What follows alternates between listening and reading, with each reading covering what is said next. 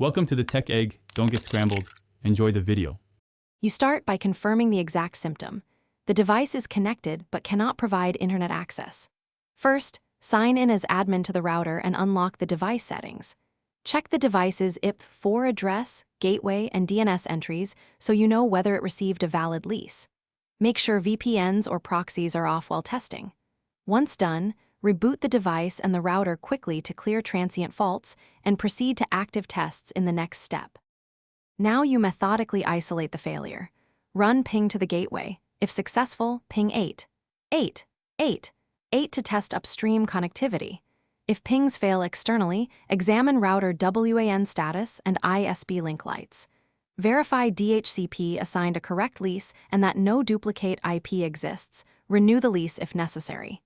Inspect router NAT and firewall for blocked ports or device-specific blocks, and temporarily disable strict filtering. If the path to the internet is restored, continue to stabilize settings. Finish by applying targeted fixes based on what you found. Set a static IP and correct DNS if DHCP is unreliable, update router firmware, or reset router settings when misconfiguration persists. Test internet sharing by tethering the device to a phone or connecting an alternate client. This confirms whether the issue is device-specific.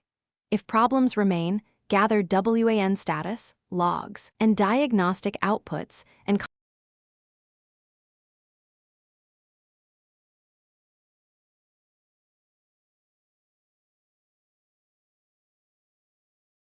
Thanks for watching. Consider subscribing if I helped unscramble your problems.